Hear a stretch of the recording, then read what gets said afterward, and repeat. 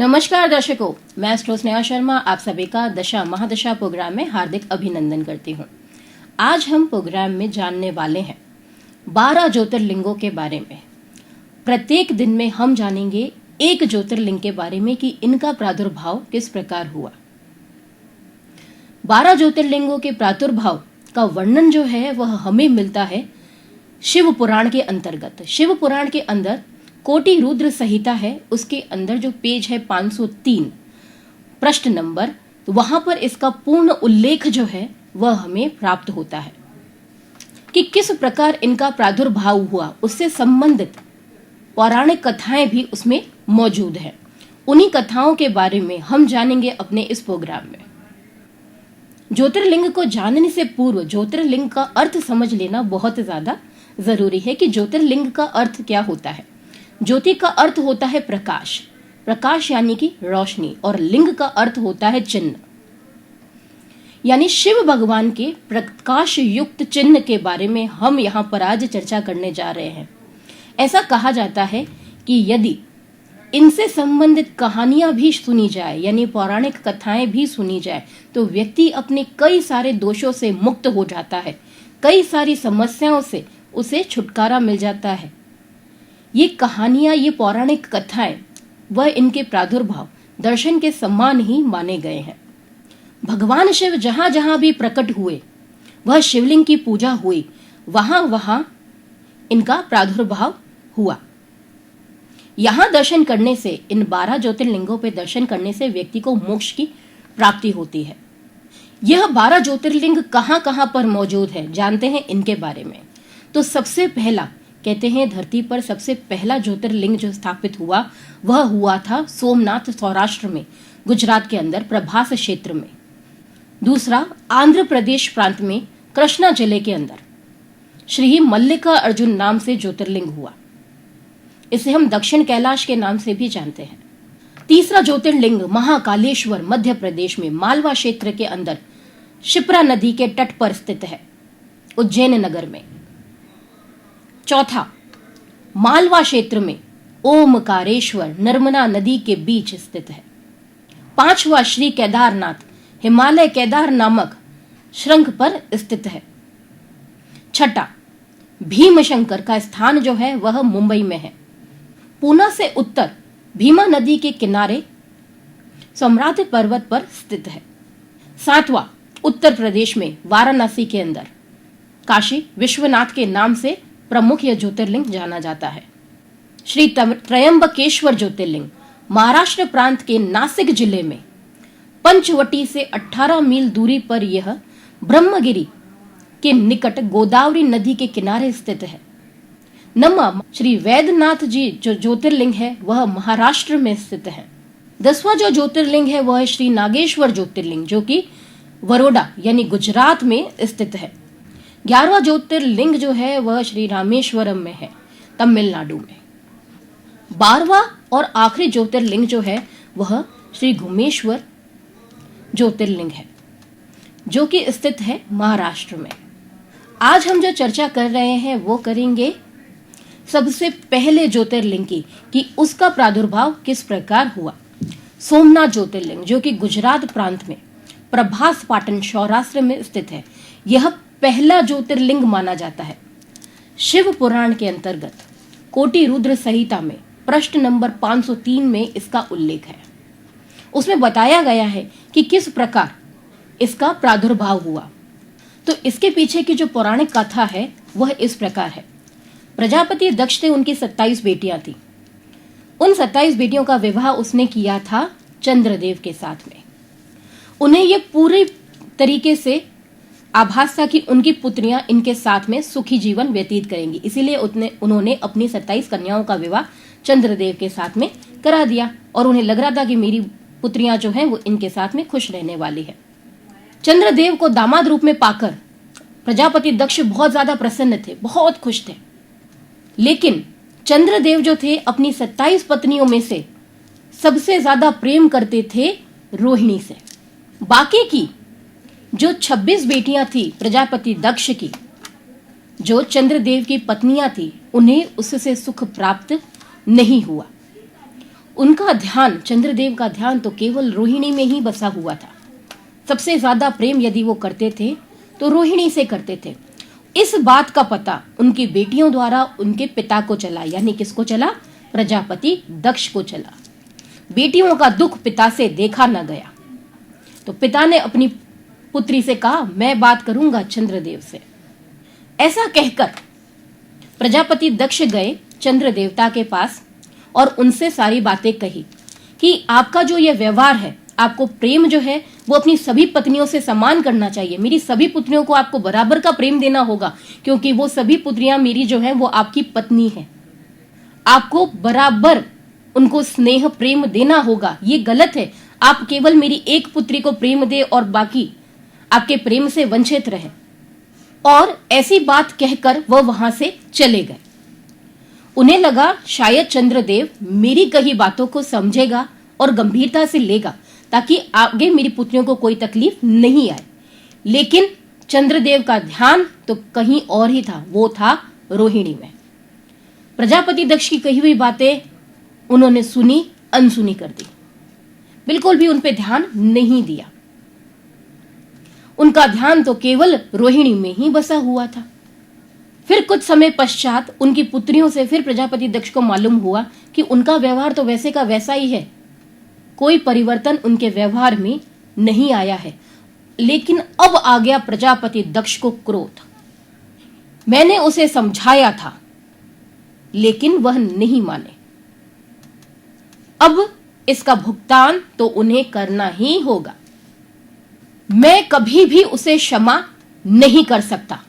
वह जाते हैं चंद्रदेव के पास और कहते हैं, मैंने आपसे विनती की थी, मैंने आपको समझाया था कि आपको ऐसा नहीं करना चाहिए, आप यह गलत कर रहे हैं, लेकिन आपने मेरी बात नहीं मानी, सुनी अनसुनी कर दी, जो कि गलत था।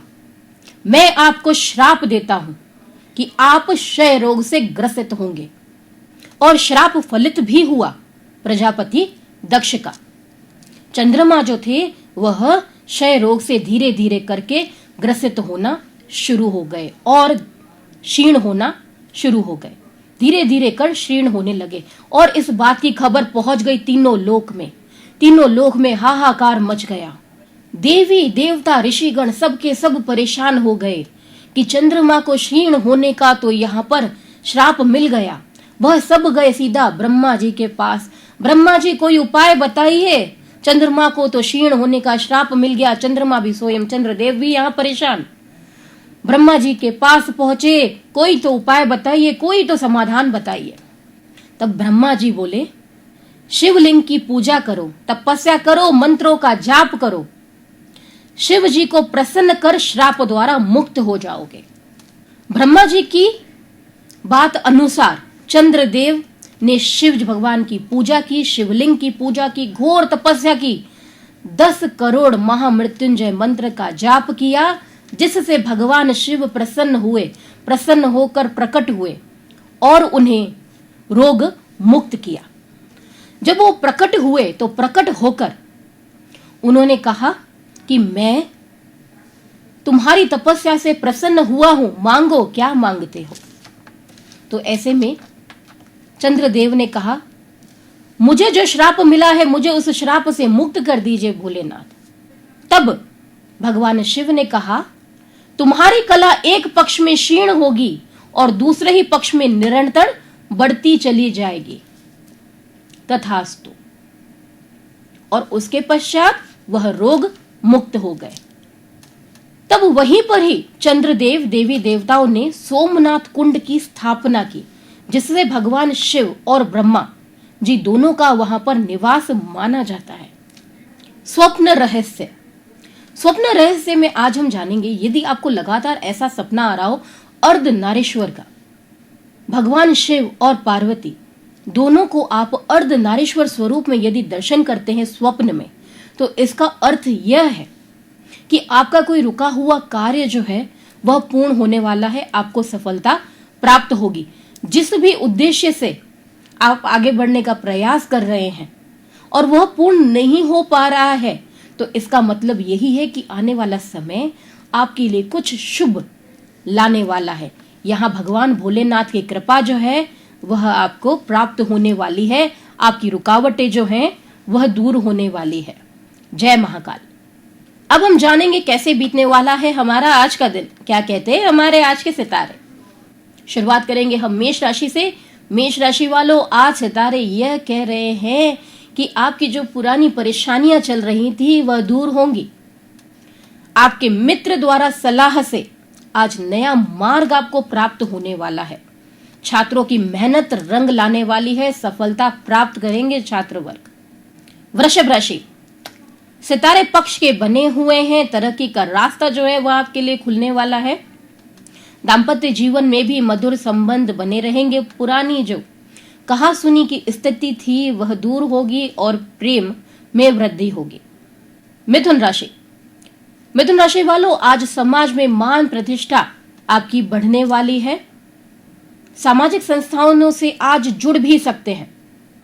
कई व्यक्ति आपके कार्य से प्रभावित होते हुए नजर आएंगे। ऑल ओवर बात की जाए तो दिन काफी पॉजिटिव है।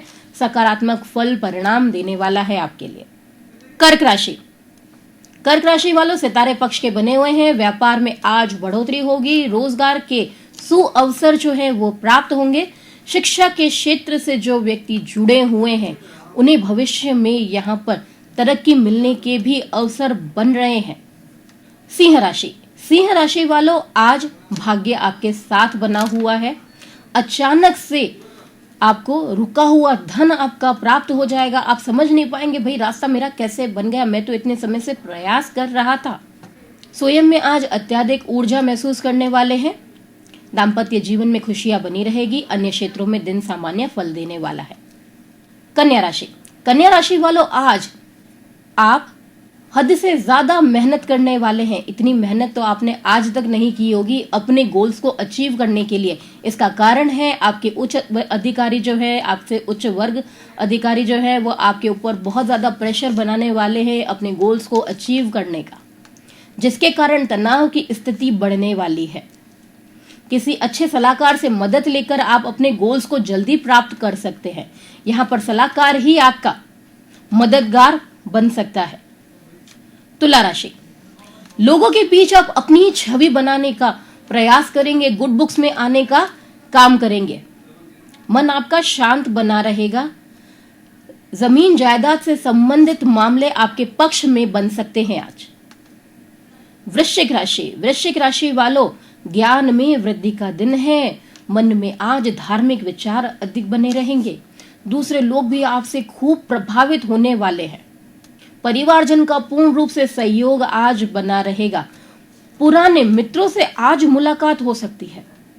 धनु राशि वालों, आज स्वयं में कॉन्फिडेंस लेवल बनाए रखें। आत्मविश्वास को बनाए रखें। आपकी सफलता आज आपके कॉन्फिडेंस के पीछे ही छुपी हुई है। आपके कॉन्फिडेंस से ही आज आपके कार्य जो है वो पूर्ण होते चले जाएंगे। प्रॉपर्टी में यदि निवेश करने का सोच रहे हैं तो समय शुभ है। योजना उससे संबंधित आप बना सकते हैं। मकर राशि, मकर राशि वालों, आज आपकी मेहनत पूर्ण रूप से फल प्रदान करने वाली है। जीवन के हर क्षेत्र में कामयाब होंगे। उच्च अधिकारी वर्ग भी आपके कार्य से प्रसन्न होकर आपके बारे में सोच सकते हैं प्रमोशन के लिए। परिवार के साथ में भी आज आपका दिन अच्छा व्यतीत होने वाला है। ऑल ओवर भी बात की जाए तो शुभ ही शुभ फल प्राप्त होने वाले हैं आपको। कुंभ राशि, कुंभ राशि वालों, आज आपको प्रत्येक कार्य में सफलता मिलने वाली है। लेकिन सफलता कैसे मिलेगी? रुकावट की बात। रुकावट लेकिन आएगी जरूर, लेकिन अपनी सूझबूझ के साथ, समझदारी के साथ आप उस रुकावट को दूर करते हुए आगे बढ़ते चले जाएंगे। स्वास्थ्य संबंधित आज थोड़ा ध्यान रखना है। पुराने रोग जो हैं वो आपको फिर से परेशान कर सकते हैं। लाभ के नए अवसर भी आपको प्राप्त होंगे। ऑल ओवर बात की जाए तो दिन जो आज है वो मिला जुला परिणाम देने वाला है आपको। मीन राशि, मीन राशि वालों, उम्मीद से ज्यादा अर्जित करके दिखाएंगे आप। आत्मविश्वास में बढ़ोतरी होगी। नए ऊर्जा के साथ में सभी कार्य आप करते चले जाएंगे। साथ में अपनी पुरानी पॉलिसीज में भी अगर आप चेंज ले आते हैं तो आर्थिक उन्नति के साथ साथ समाज में मान सम्मान में वृद्धि भी आपकी होने वाली। ज्योतिष वास्तु सेवाओं हेतु यदि आप मुझसे संपर्क करना चाहते हैं तो हमारा नंबर जो है वो टीवी स्क्रीन पे डिस्प्ले हो रहा है 8890432189। अब मैं आपसे विदा चाहूंगी। कल हम फिर यहीं मिलेंगे सुबह 9:30 बजे, दोपहर 12:30 बजे और शाम को 6:30 बजे। जो व्यक्ति हमारे प्रोग्राम को नहीं देख पाते हैं इस समय के अनुसार, वह YouTube चैनल पर भी हमारे प्रोग्राम को अब देख सकते हैं। आपको करना क्या है, YouTube पे जाना है, चैनल 24+ न्यूज वहां पे टाइप करना है, हमारा चैनल ओपन हो जाएगा।